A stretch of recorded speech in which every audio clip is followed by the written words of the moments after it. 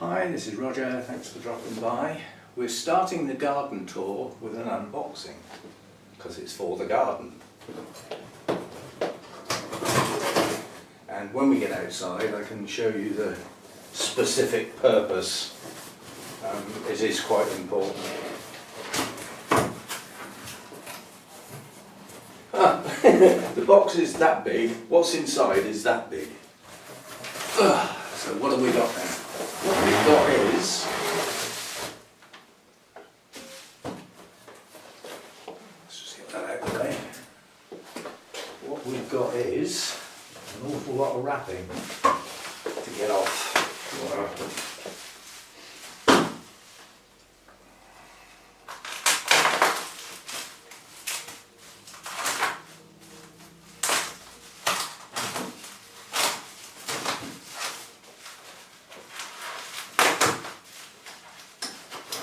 Scissors might do that a bit better, perhaps. Yeah.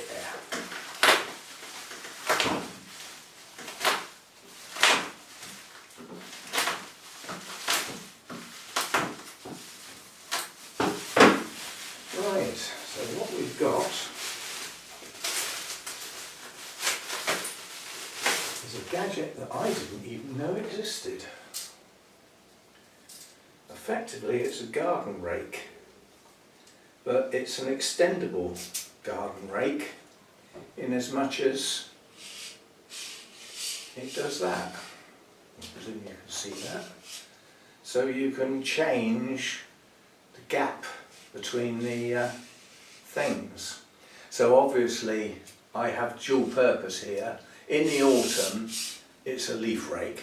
Yeah, and it should be able to gather up the leaves off the gravel beds. I'd use a broom on the patio. But with these closer together like that, the other purpose it's got, we'll discuss when I get outside. So let's break off and have a walk around the garden. Right, we'll start the walk around the garden with a look at the cymbidiums. They're all doing okay, apart from the little miniature, which has got a new growth showing, but it doesn't seem to be progressing in any shape or form. But all the other new growths are pushing on nicely, so they're doing okay outside. They get a tiny amount of sun at the moment. It's midsummer. Later in the year I will put them where they get a bit more sun. Now over here we have a flowering azalea bonsai that's should be a disappointment, but in actual fact is an absolute bonus. When I bought this, it had a code number on it, and the guy looked up the code number and we looked up the picture and everything, and it looked like it was going to be a two-tone pinky purple thing, which I wanted. The tree has got a nice shape to it. You can't see it because of the leaves, but it's turned out to be red. Now that's not what I bought, but it's a bonus because this is a much nicer flower. So once it's finished flowering, it needs a good prune and it should perk up for next year. Right, coming round here, the hedge is greening up nicely. I'm going to put an info card up now of what this garden looked like earlier in the year, so that if you want to, you can go and see what it was like, you know, early spring. And this was just bare, this was just empty, and it's greening up nicely. It's doing exactly what I wanted. So it's even got blooms on it.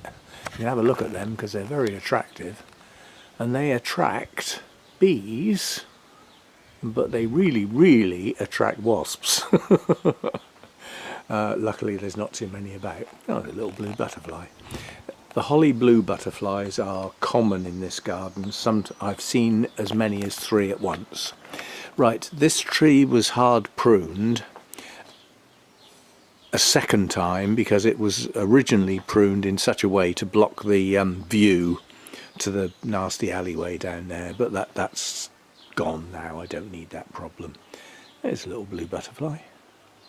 Right, so coming round here, some of these are Carol's new plants, some of them are from the first batch that arrived.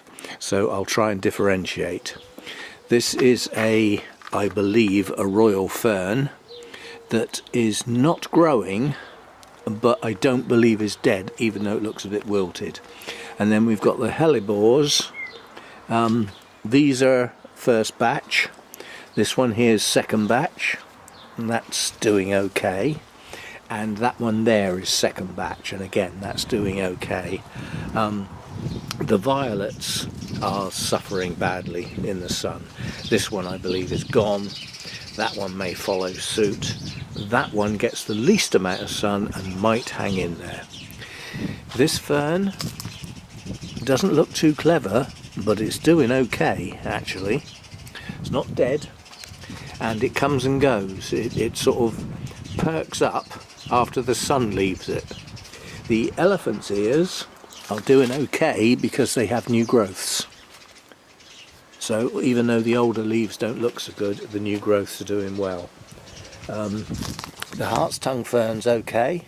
There's a new frond coming up in the middle. This fern here is okay. It will survive. The Aquilegia here has probably not made it. The fern up in here, whoops, is also going to do okay. That's got a new frond coming, and the existing fronds are okay. They're not wilting.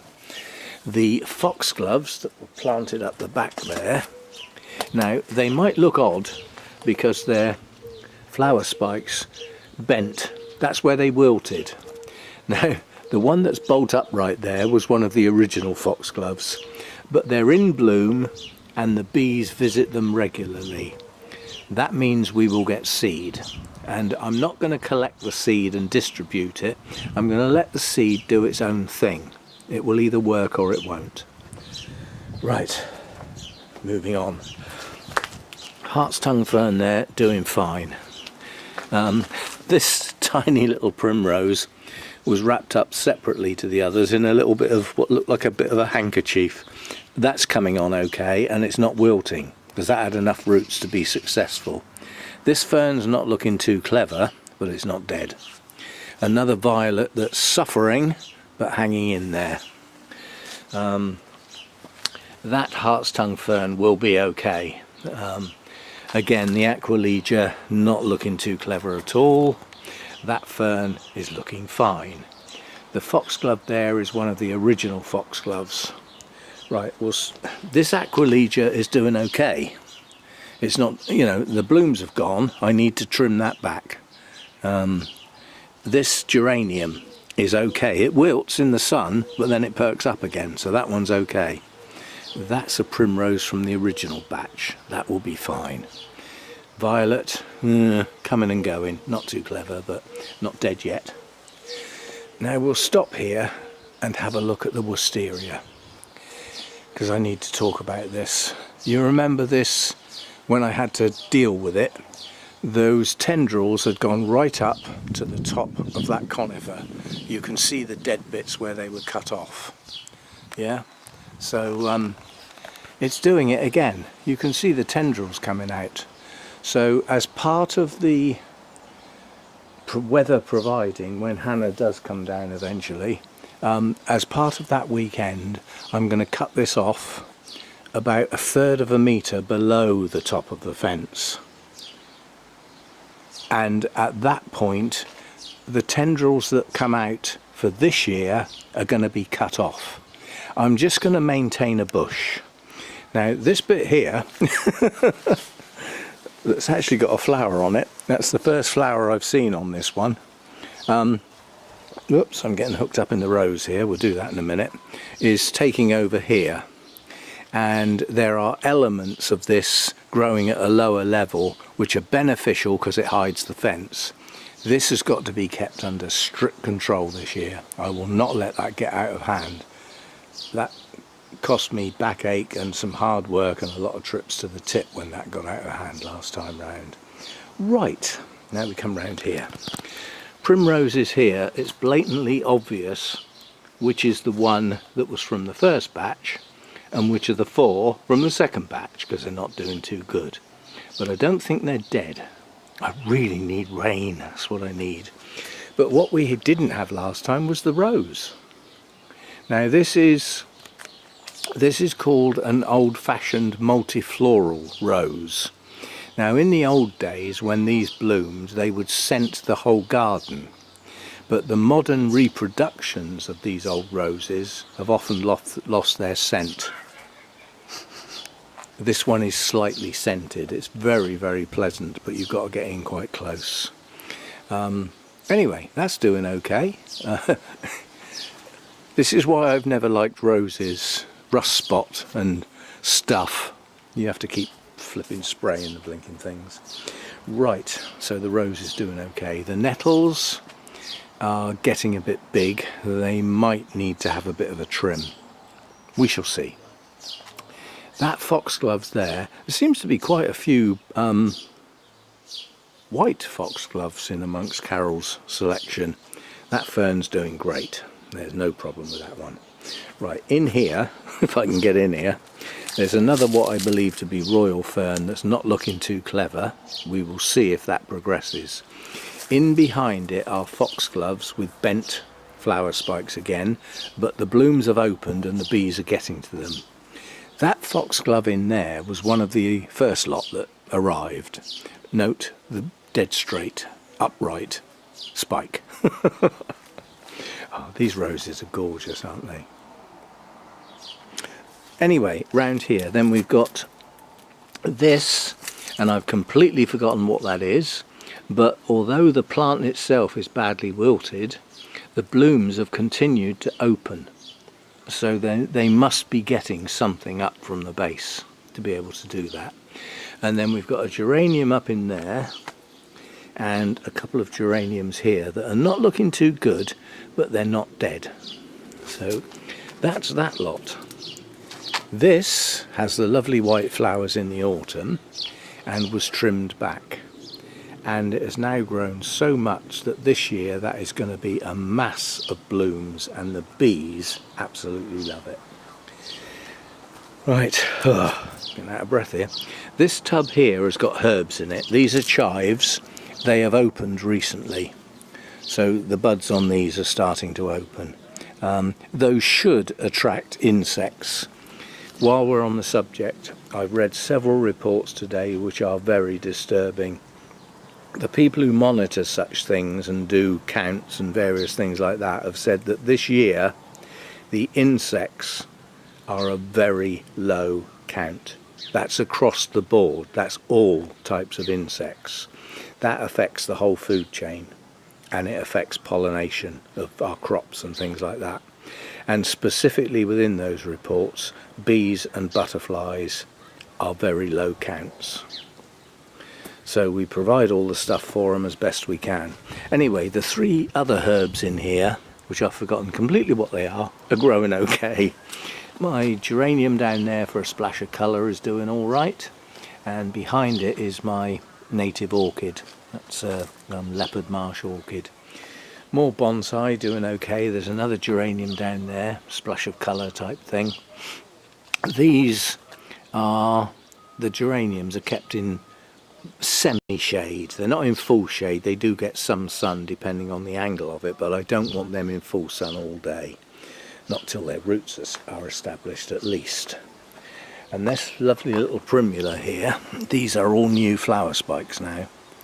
So it looks tatty because the older leaves are dying back, but then it's got new growths pushing up through the centre which are producing that looks like sweet corn. I'll class it as a weed, which are pushing up the new spikes. Very attractive. In here, these geraniums that come up through the ivy have the most beautiful blooms. They're not there yet, but they will be soon. And if you look at the number of leaves, there's going to be a mass of blooms through here. These are much bigger than last year. More bonsai and my nice azalea. Azalea. Duh. Acer begins with an A. We'll get there eventually. These need a bit of a trim. Now here Hebes died, the cold killed them, they're not hardy down to those sort of temperatures. This tree is an alder, and it is a tree, but these are often used to make charcoal in the forests, where they were cut down to a stump every so often and then allowed to shoot out, and you would get lots and lots of shoots like this, which when mature were cut off to make charcoal. And to replace that Hebe there, I might actually keep this trimmed into a bush, and then we have an oak tree. I think that better come out. Otherwise, a couple of years that'll be as high as the house. Right, over here, new primrose, not doing too clever. New violet, it will survive. And then the older stuff, these little ferns, or spleenworts I think they are. The one in the middle's definitely taken. That one's iffy, and that one's probably gone. And then coming along here, this is the stuff that Hannah planted. That has grows long sort of extensions that have lots of purpley blue bell-shaped flowers on. That's fine. That's a geranium, that's fine.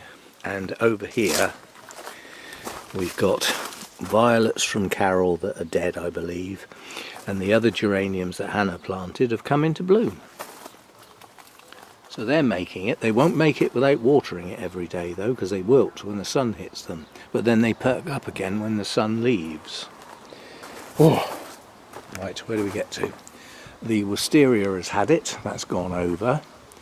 The whatever this is, I've forgotten now, spiky bush I'll call it, is in bloom, and that attracts hoverflies and bees.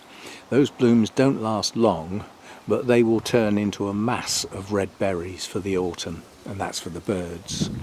The camellia has got plenty of new growth on it, that's doing okay. The laurel, which is the plan, is to turn this into a hedge to cover the fence. It's doing exactly as I wanted, and if you've looked at what this looked like in the spring, it was bare stumps sawn off, and it's already greened up, so that's looking good. This conifer tree, that came from the other house, I don't even know what it is, but I water it and it tends to grow. Right, over here, in here we've got the white. God, I'm not having fun today. My words, when I need a word right at the front now, it goes. And it goes into long-term memory, which is a problem. Anyway, this foxglove hitched a ride in this tub. This has come from the other house. And that, come on. No, it's not going to come. Whatever it is was paid for by Gale to actually attract the butterflies, and it's the white version. These two I bought myself. Nope, that name's not going to come. And the extensions on these are starting to show flower buds, so that will be in flower in a few weeks' time, and that's a real butterfly magnet. Buddleia. There we go. It's in there somewhere. It's just a matter of dragging it out. This is a sedum, or sedum, however you say it. That came from Carol in the recent batch. Wilted badly, but has since picked up and has firmed up. And when that blooms, that's an absolute insect magnet. This, I've completely forgotten what it is, but whatever it is, it's going to flower soon. So that'll be good. And more down here. This geum has been an absolute gem. That cost me £6. It came into flower not long after it was planted out, and it's a succession. You just keep looking at the tatty blooms and take them off, and it just continues to produce new blooms. That's where we take them off. So that's doing incredibly well, and now that I know that exists and what it's called, next year in the spring I may go out and look for some others, because this doesn't only come in red, it comes in yellows, it comes in oranges. We might get a few of these dotted around. These are visited by some types of bees, It's not a bee magnet, and it's certainly not honeybees. I don't think I've seen a honeybee in this garden yet this year, but we are seeing bumblebees, and this is a magnet for some types of bumblebees.